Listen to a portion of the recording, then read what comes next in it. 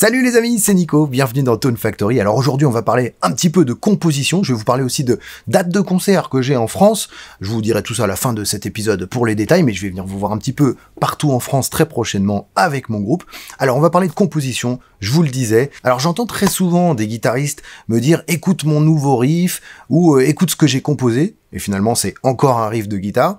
Je me demande si parfois on pense pas un petit peu trop comme des guitaristes, avec des riffs les uns après les autres, et on n'oublie pas un petit peu la musique et la chanson surtout. Est-ce que composer une chanson, c'est composer un riff de guitare? Alors effectivement, le riff de guitare fait partie de la chanson. Quand on est guitariste, c'est indéniable, on a envie de jouer ces riffs qui nous entraînent finalement, mais est-ce que c'est la base de tout? Est-ce que ça doit rester au centre de la chanson? C'est la question qu'on va se poser aujourd'hui dans cet épisode. C'est une vraie question, parce que personnellement, moi aussi quand je compose, ça commence souvent par un riff de guitare, mais de plus en plus j'avance dans le temps, plus je compose en faisant une suite d'accords, par exemple, ou en pensant à une ligne de basse. Et puis, surtout, en prenant finalement mon stylo du papier et en commençant à écrire un texte qui a un rapport avec cette ambiance-là, cette ligne de basse-là, ou cette suite d'accords-là à la guitare, et qui va m'entraîner plutôt vers un riff de guitare. Maintenant, c'est un petit peu plus comme ça que je compose, de plus en plus, en tout cas, et je trouve ça un petit peu plus passionnant, personnellement, que de faire tourner en rond des riffs finalement, même si ça n'a rien de péjoratif, hein, c'est très agréable à faire. Moi c'est ce que je fais par exemple dans les épisodes de Tone Factory, quand j'essaye une pédale ou un ampli, vous me voyez jouer principalement des riffs, assez peu des chansons. Parfois ça amène des chansons, ces riffs, ce que je vous disais tout à l'heure, ça peut être une base, mais pour moi il ne faut pas que ça tourne autour de ça, et il faut essentiellement se concentrer sur la musique et la chanson.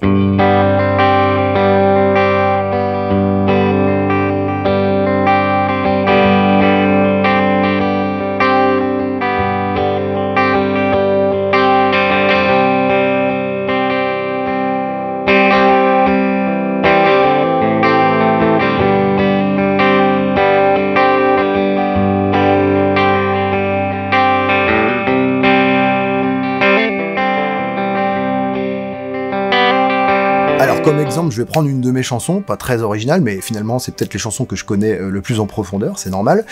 Par exemple le morceau Catalin Crest qui se trouve sur mon premier album, c'est une chanson que j'ai composée d'abord à la guitare acoustique, qui m'est venue en 10 minutes, réellement.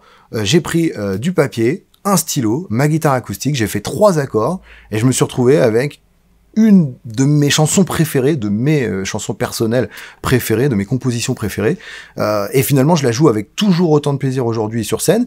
Après, derrière ça, j'ai rajouté des guitares électriques, des chœurs, une ligne de basse, voilà, un petit peu particulière, une ligne de batterie aussi, etc. Tout ça, c'est de l'arrangement, c'est du détail, mais la composition à la base, finalement, elle m'est venue avec quelque chose d'assez simple, par lequel je me suis laissé porter. C'est hyper important, je trouve. Parfois, on va chercher la complexité du riff, etc. Mais il faut savoir aussi se laisser porter par des choses simples. Alors, après, quand je vous dis il faut se laisser porter par la musique, à mon humble avis, il faut quand même faire attention à pas tomber trop dans la facilité, à pas trop tourner en rond au niveau de ses lignes d'accords, etc. Et à quand même aller chercher un petit peu d'originalité, un petit peu de complexité, parce que c'est très important, ça fait aussi un petit peu évoluer la musique, ça ne sert à rien de faire des choses trop compliquées non plus, mais voilà, attention à pas tomber trop dans la facilité, et sans aller chercher la révolution musicale, on peut facilement sortir de ces travers en mettant un petit peu sa patte. Je pense notamment à une suite d'accords ou à un petit riff de guitare qui va apparaître au milieu de la chanson, qui peut être calé par exemple rythmiquement d'une manière un petit peu originale. On va oublier un petit peu le premier temps, on va commencer son riff sur le et du 1 ou sur le 2, ou voire un petit peu plus tard. On a parfois la sensation que le riff est à l'envers. Je pense notamment par exemple à un groupe qui s'appelle les Black Crowes, qui au premier abord fait de la musique rock assez classique dans son ensemble, et puis finalement il y a toujours un petit truc qui ressort. Je pense notamment au dernier album, j'ai eu la chance d'interviewer Rick Robinson il y a pas longtemps pour le magazine Guitare Extrême à l'occasion de la sortie du nouvel album des Black Crowes, et il m'expliquait justement que c'était quelque chose qui travaillait énormément. Il partait d'un truc assez classique finalement, qu'il le portait, tout comme moi, avec crayon, papier, guitare dans la main, voilà le schéma classique, et puis il s'amusait à retourner les riffs, à les mettre à l'envers, etc., pour aller chercher des choses rythmiques un petit peu amusantes. Essayez de faire ça à la maison, humblement, hein, je vous donne un conseil parce que très souvent je le fais, mais vous pouvez aussi avoir vos petites habitudes, ce qui est très bien, il faut les développer, ça va développer votre style de musique. Ça c'est le dernier point que je voulais aborder dans cette vidéo, avoir son style, c'est très important et c'est pas si difficile, il suffit encore une fois de se laisser porter par la musique, par les choses qu'on aime, les couleurs, les sons. Je prends cette guitare sur laquelle j'ai composé pas mal de morceaux. Quand je fais ces accords que vous m'entendez très souvent faire dans Tone Factory, ces accords ouverts,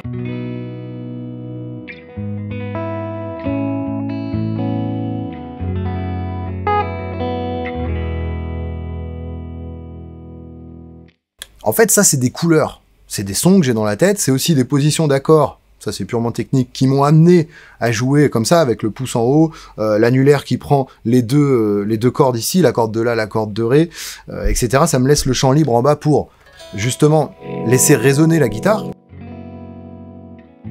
Et parfois, aller jouer sur ces cordes en bas et avoir des couleurs.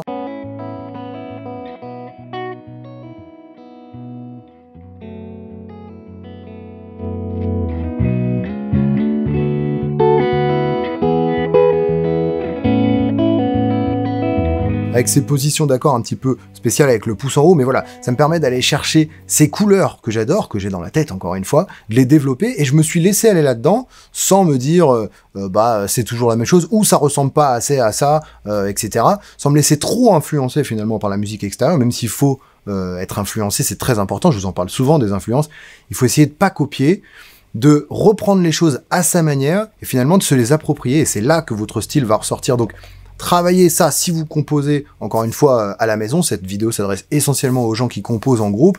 J'ai souvent des questions là-dessus, c'est pour ça aussi que je vous faisais cette vidéo aujourd'hui. J'ai souvent des questions sur comment tu t'y prends pour composer un morceau, etc. Et en tant que guitariste, encore une fois, il faut faire attention à pas tomber dans le travers du riff rock classique et se laisser porter donc par les chansons et la musique, c'est très important. Justement, mes chansons, vous pouvez venir les écouter sur scène très bientôt en France. À partir du mois d'avril, je vais jouer un petit peu partout. Alors, je vous mets quelques dates ici sur l'écran, mais il y en a d'autres sur mon site nicoshona.com. Je compte sur vous pour être présent, parce que c'est toujours un régal de vous voir en live et d'échanger un petit peu avec vous après le concert. C'est toujours des très très bons moments. Alors, je vous donne rendez-vous sur scène très bientôt, les amis. Ciao!